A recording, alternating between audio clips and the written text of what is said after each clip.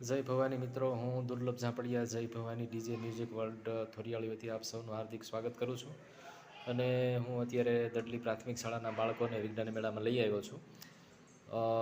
ચાલો આપણે બાળકોને જ પૂછીએ કે એમની શું કૃતિ છે અને આગળની પ્રતિકૃતિ શું છે.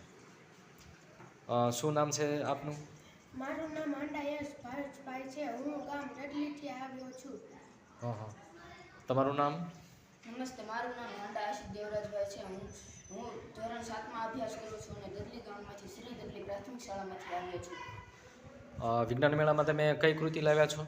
અમારી કૃતિનું નામ છે ચીંચવો વોટર પંપ, જેને શાળાના મેદાનોમાં બગીચાઓમાં લગાવવામાં આવે છે. જ્યારે બાળકો આ ચીંચવામાં રમત રમવા આવે છે અને રમે છે ત્યારે બગીચા અથવા વૃક્ષોને પાણી પીવાઈ જાય છે અને આનાથી વિદ્યુતની ખૂબ બચત થાય છે. આપણને મોટરની પણ કંઈ જરૂર પડતી નથી. આને બનાવવા અમારા સાહેબે બધી સામગ્રી લઈ આપી હતી. તેના માટે અમે બોક્સ લઈ તેમાં 2 હોલ પાડી અને એક પટ્ટી લઈ તેમાં 2 હોલ પાડી 2 ઇન્જેક્શન નાખ્યા. પછી તેની સાથે 2 પાઇપ જોડી દીધા અને બીજી પટ્ટી લઈ તેને લોખંડની પટ્ટી સાથે જોડી સીટ જેવો આકાર આપી દીધો. તો આ તમે જે પ્રયોગ લાવ્યા છો એ એનાથી વીજળીનો બચાવ થશે, બરાબર ને?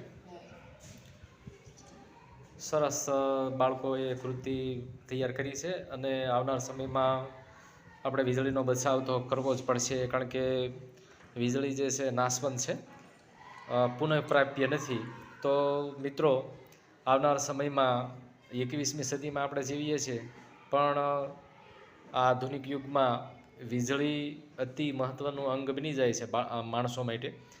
તો આવનાર સમયમાં વીજળીની ઘટ પડશે, તો એને અનુસંધાને બાળકોએ સરસ મજાની કૃતિ તૈયાર કરી છે કે ભાઈ આવી આધુનિક પદ્ધતિથી જો આ રીતનો પ્રયોગ કરવામાં આવે તો આવનાર સમયમાં વીજળીનો આપણે સદુપયોગ કરીએ અને વીજળીનો બચાવ પણ કરી શકીએ છીએ. તો મિત્રો, આ રીતનો પ્રયોગ જે છે વ્યવહારમાં એનો ઉપયોગ થાય અને આવનાર સમયમાં વીજળીની સમસ્યા ન નડે એવો સરસ મજાનો પ્રયોગ દડલી પ્રાથમિક શાળાના બાળકો લઈ આવ્યા છે.